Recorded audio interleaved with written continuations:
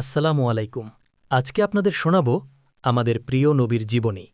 হজরত মোহাম্মদ সাল্লাল্লাহু আলাইহি ওয়াসাল্লাম বর্তমান সৌদি আরবে অবস্থিত মক্কা নগরীর কুরাইশ গোত্রের বনি হাশিম বংশে জন্মগ্রহণ করেন। হজরত মোহাম্মদ সাল্লাল্লাহু আলাইহি ওয়াসাল্লাম ৫৭০ খ্রিস্টাব্দের ১২ই রবিউল আওয়াল সোমবার জন্মগ্রহণ করেন। তার মায়ের নাম আমিনা এবং পিতার নাম আবদুল্লাহ। অতি অল্প বয়স থেকেই আল্লাহ তাকে কঠিন পরীক্ষার মাধ্যমে যাচাই করে নেন। জন্মের পূর্বে পিতা ৬ বছর বয়সে মা আমিনাকে হারান এবং ৮ বছর বয়সে তার দাদা মৃত্যুবরণ করেন। ইয়াতিম শিশু বড় হয়ে ওঠে চাচার সযত্ন ভালোবাসায়। হজরত মুহাম্মদ সাল্লাল্লাহু আলাইহি ওয়াসাল্লাম এর জন্ম হওয়ার পরই মা আমিনা এ সংবাদ দাদা আব্দুল মুত্তালিবকে পাঠান। সংবাদ পাওয়ার পরই তিনি ছুটে আসেন, পরম স্নেহে দেখেন, যত্নের সঙ্গে কোলে নিয়ে কাবার ভেতর প্রবেশ করেন, আল্লাহর হামদ বর্ণনা করেন এবং দোয়া করেন। অতপর তার নাম রাখেন মুহাম্মদ। বিবি আমিনা গর্ভাবস্থায় স্বপ্নযোগে প্রাপ্ত নাম অনুসারে আহমদ উচ্চ প্রশংসিত নাম রাখেন। বাল্যকাল হতে মুহাম্মদ ও আহমদ উভয় নামই প্রচলিত ছিল। উভয় নামই পবিত্র কোরআনে উল্লেখ রয়েছে। সর্বপ্রথম তাকে তার মাতা হজরত আমিনা দুগ্ধপান করান। অতপর আবুল আহাবের বাদী সুয়াইবা তাকে দুগ্ধপান করায়। অতপর ধাত্রীর সন্ধান করতে থাকেন। হাওয়াজিন গোত্রের বানি সাদ এর মহিলা হালিমা সাদিয়া এই বিরল সৌভাগ্যের অধিকারী হন, এমনভাবে যে অন্য কোনো ধাত্রী শিশু মুহাম্মদকে গ্রহণ করল না। পক্ষান্তরে হালিমা সাদিয়াও অন্য কোনো শিশু পেল না।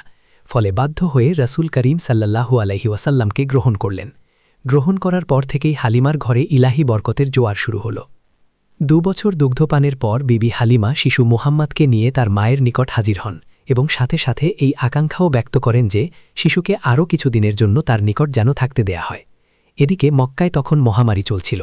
উভয় দিক চিন্তা করে বিবি আমিনা তার শিশুকে হালিমার নিকট ফিরিয়ে দেন। এমনিভাবে ৫ বছর বয়স পর্যন্ত হজরত মুহাম্মদ সাল্লাল্লাহু আলাইহি ওয়াসাল্লাম বনি সাদে লালিত পালিত হন।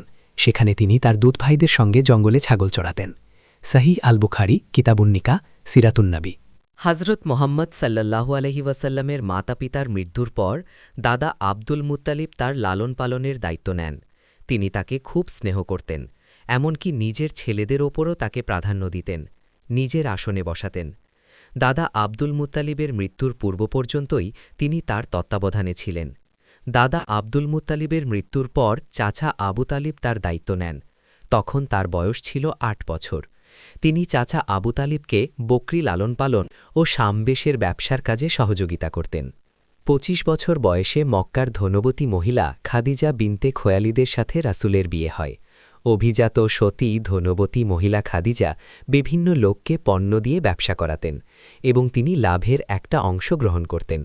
হজরত মোহাম্মদ সাল্লাল্লাহু আলহি ওয়াসাল্লামের সততা, সত্যবাদিতা ও বিশ্বস্ততা তখন সুবিদিত ছিল। আল আমিন আস-সাকিনের প্রশংসা শুনে তিনি তার কাছে ব্যবসার প্রস্তাব পাঠান। হজরত মোহাম্মদ সাল্লাল্লাহু আলহি ওয়াসাল্লাম রাজি হন এবং ব্যবসা শেষে অনেক বেশি লাভসহ তার সব কিছু বুঝিয়ে দেন। রসুলের গুণমুগ্ধ ও অলৌকিক সংকেতের কথা শুনে মা খাদিজা বিয়ের প্রস্তাব পাঠায় এবং উভয়ের সম্মতির ভিত্তিতে তাদের বিয়ে সম্পন্ন হয়। তখন খাদিজার বয়স ছিল ৪০ বছর। যতদিন তিনি জীবিত ছিলেন রসুল সাল্লাল্লাহু আলহি ওয়াসাল্লাম আর কোনো বিয়ের প্রয়োজন অনুভব করেননি। এরপর আদর্শিক প্রয়োজনে এবং নারী সমাজের বিভিন্ন উপকারের জন্য তিনি মোট ১১টি বিয়ে করেন। ২ জন তার মৃত্যুর পূর্বে মারা যান আর ৯ জনের সাথে তিনি বৈবাহিক জীবন অতিবাহিত করেন।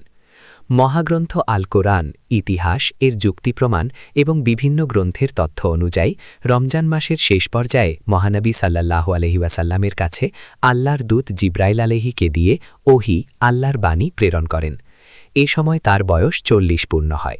প্রথমে তিনি স্বপ্নে সে নিদর্শন পান এবং পরে সরাসরি পেয়েছিলেন।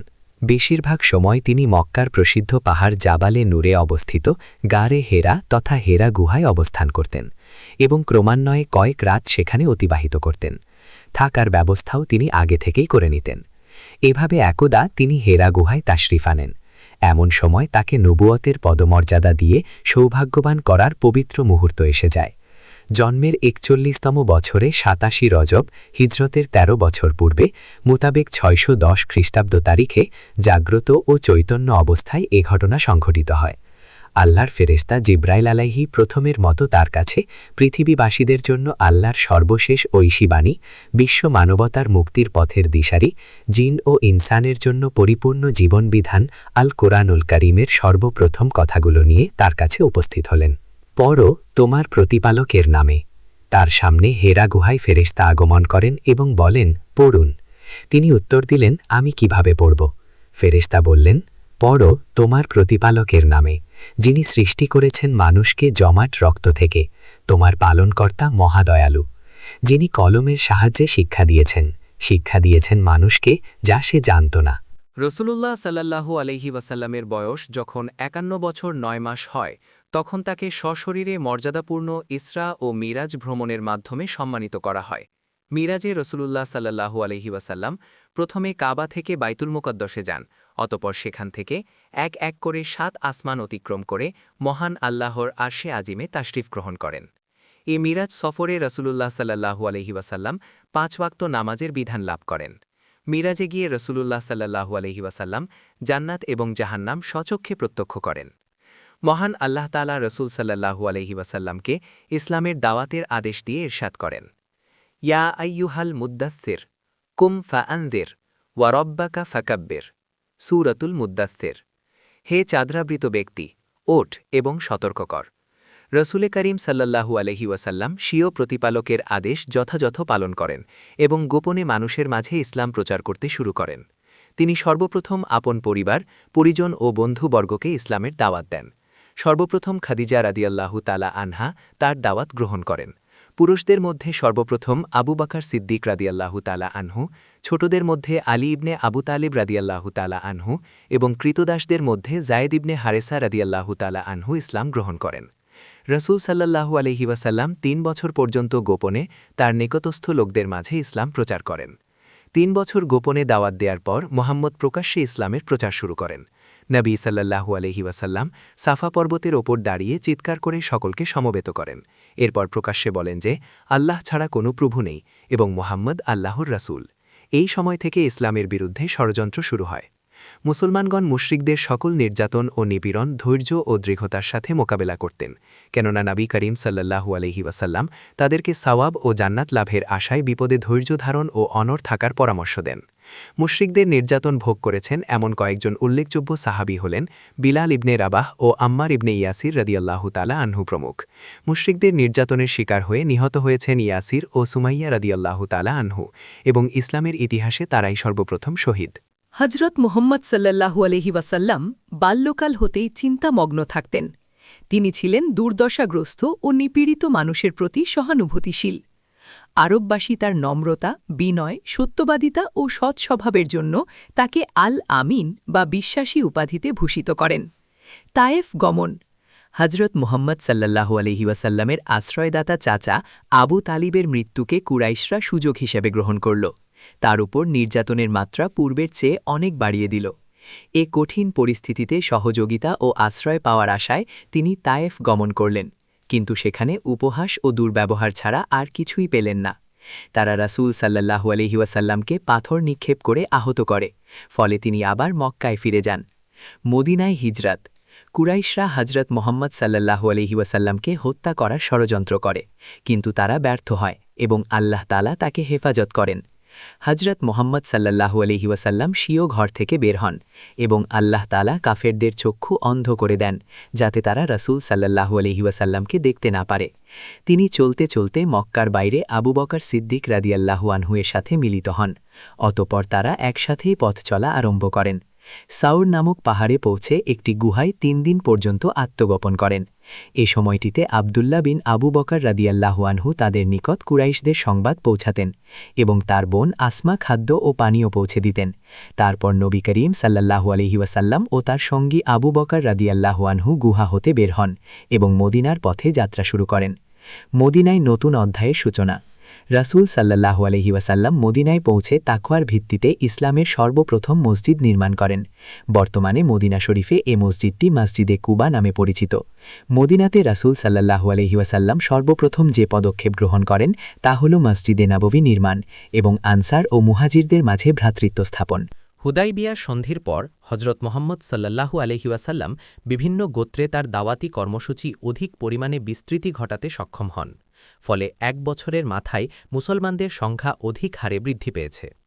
এরই মাঝে কুরাইশদের সাথে মৈত্রী চুক্তিতে আবদ্ধ বনু বকর মুসলমানদের মিত্র কাবিলায় খুজায়ার উপর আক্রমণ করল। এর অর্থ দাঁড়াল কুরাইশ এবং তার মিত্ররা হুদাইবিয়ার সন্ধি চুক্তি ভঙ্গ করল। নবী আকরাম সাল্লাল্লাহু আলহি ওয়াসাল্লাম এই সংবাদ পেয়ে অত্যধিক ক্রুদ্ধ হন এবং মক্কা বিজয়ের উদ্দেশ্যে 10,000 যোদ্ধার একটি বিশাল সেনাদল গঠন করেন। তখন ছিল হিজরি অষ্টম বর্ষের রমজান মাস। এদিকে কুরাইশরা নবী আকরাম সাল্লাল্লাহু আলহি ওয়াসাল্লামের মক্কাভিমুখে অভিযানের সংবাদ পেয়ে তাদের নেতা ও মুখপাত্র আবু সুফিয়ানকে ক্ষমা প্রার্থনা, সন্ধি চুক্তি বলবৎ এবং চুক্তির মেয়াদ আরও বাড়ানোর প্রস্তাব দিয়ে নবী আকরাম সাল্লাল্লাহু আলহি ওয়াসাল্লামের নিকট প্রেরণ করেন। নবী করিম সাল্লাল্লাহু আলহি ওয়াসাল্লাম তাদের ক্ষমার আবেদন নাকচ করে দিলেন, কারণ তারা অঙ্গীকার ভঙ্গ করেছে।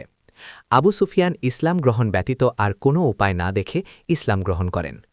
অতপর সেনাদল মক্কাভিমুখে রওনা হয়ে মক্কার কাছাকাছি আসলে মক্কাবাসী বিশাল দল দেখে আত্মসমর্পণ করে, আর নবী আকরাম সাল্লাল্লাহু আলহি ওয়াসাল্লাম মুসলমানদের সঙ্গে নিয়ে বিজয়ী বেশে মক্কায় প্রবেশ করেন।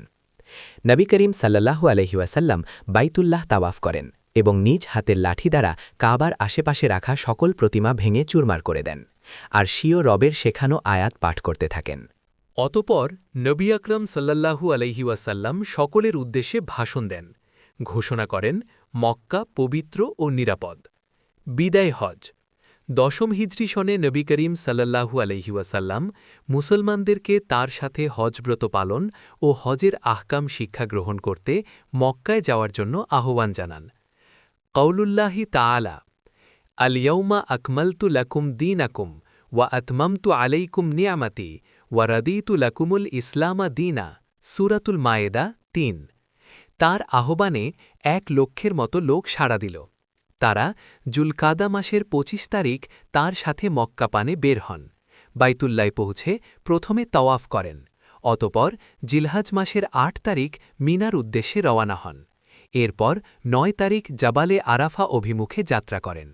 রসুল সাল্লাল্লাহু আলাইহি ওয়াসাল্লাম সেখানে অবস্থান করেন এবং মুসলমানদের উদ্দেশ্যে তার ঐতিহাসিক অমর ভাষণ দান করে তাদেরকে ইসলামী বিধিবিধান ও হজের আহকাম শিক্ষা দেন এবং আল্লাহ তাআলার নিম্নোক্ত বাণী তিলাওয়াত করেন। আজ আমি তোমাদের জন্যে তোমাদের দিনকে পূর্ণাঙ্গ করে দিলাম, তোমাদের প্রতি আমার নিয়ামত পরিপূর্ণ করে দিলাম এবং ইসলামকে তোমাদের জন্যে দিন হিসেবে মনোনীত করলাম। বিদায় হজ থেকে ফেরার পর হিজরি 11 সালের সফর মাসে মোহাম্মদ সাল্লাল্লাহু আলাইহি ওয়াসাল্লাম জ্বরে আক্রান্ত হন। জ্বরের তাপমাত্রা প্রচণ্ড হওয়ার কারণে পাগড়ির ওপর থেকেও উষ্ণতা অনুভূত হচ্ছিল। অসুস্থ অবস্থাতেও তিনি 11 দিন নামাজের ইমামতি করেন। অসুস্থতা তীব্র হওয়ার পর তিনি সকল স্ত্রীর অনুমতি নিয়ে আয়েশা রাদিয়াল্লাহু আনহার কামরায় অবস্থান করতে থাকেন। তার কাছে 7 কিংবা 8 দিনার ছিল। মৃত্যুর 1 দিন পূর্বে তিনি এগুলো দান করে দেন। অবশেষে হিজরি 11 সালের রবিউল আউয়াল মাসের 1 তারিখ সন্ধ্যায় তিনি মহান প্রতিপালকের সান্নিধ্যে চলে যান। এ সময় হজরত মোহাম্মদ সাল্লাল্লাহু আলাইহি ওয়াসাল্লামের বয়স হয়েছিল 63 বছর। সর্বোপরি হজরত মোহাম্মদ সাল্লাল্লাহু আলাইহি ওয়াসাল্লাম বিশ্ব শান্তি প্রতিষ্ঠায় এক অনন্য নজিল স্থাপন করেন। সর্বক্ষেত্রে তিনি ছিলেন সফল ব্যক্তিত্ব।